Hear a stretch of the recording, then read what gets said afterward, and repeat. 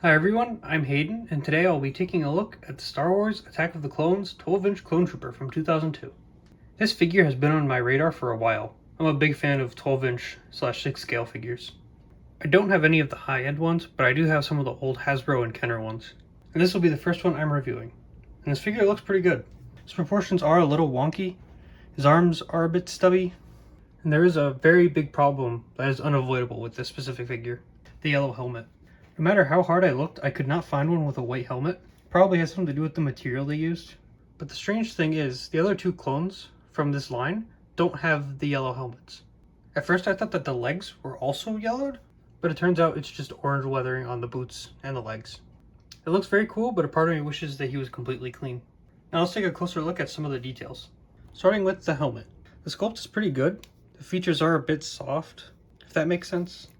Some of the details aren't painted, like the chin and these sidelines. He's also missing the little red on the back of the swoop. The undersuit is just black fabric, and it doesn't really get in the way of any of his joints, which is nice. All of the armor is made of this weird, soft plastic, which I'm not the biggest fan of. The chest armor also looks really nice. The top part and the ab part are one piece, but all the details are there, but unpainted. These two little lines are supposed to be black, and all the back panel detail is there. I'm just noticing this now, but it seems like some of the black from the undersuit bled into the plastic, maybe? It was really hot when they shipped it, so that could be why. Like I said before, this is one piece, and then this is also one piece. Really like how all of the belt parts are sculpted, and even has a little canister on the back. The armor isn't connected to the body, so it is free floating, and it fits the figure pretty nice. It doesn't move around that much. Moving on to the arms, the shoulder pads are connected by Velcro, so you can adjust them how you want. I'm glad that they aren't attached to the chest armor at all. This bicep part is kind of loose. It does like to go down, so you have to kind of push it up in order for it to stay.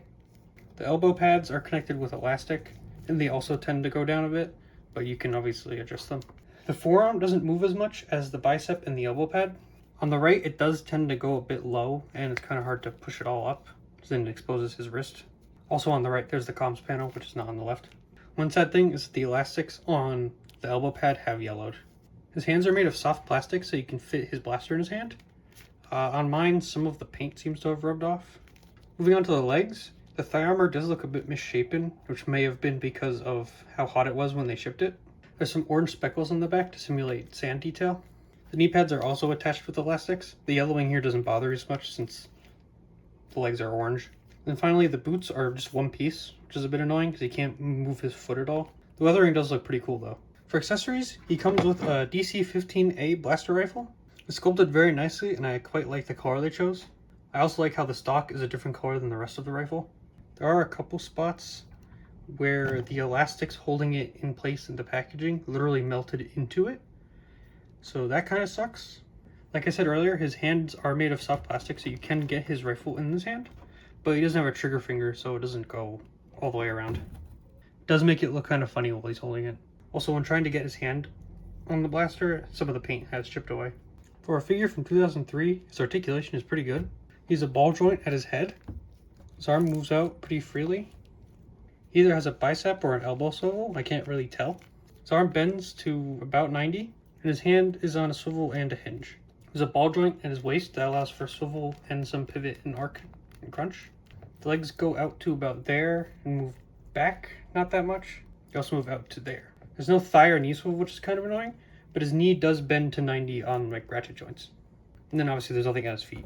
Because of his feet being the same piece as the boots, he does have a tendency to fall over, which is why I have a stand. He can definitely pose, but not anything too crazy.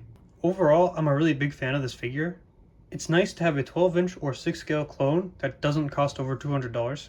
Kind of sucks now that the only figures released in this style with the real clothing are either high-end multiple $100 figures or dolls. The closest we have to affordable 12-inch figures are those Hasbro Titan Hero series ones with no articulation. That's why I like collecting the old Kenner Hasbro 12-inch Star Wars figures. They tend to hold up pretty well. Thank you for watching. I hope you enjoyed the video. If you did, please leave a like and subscribe, and comment what you think I should look at in the future.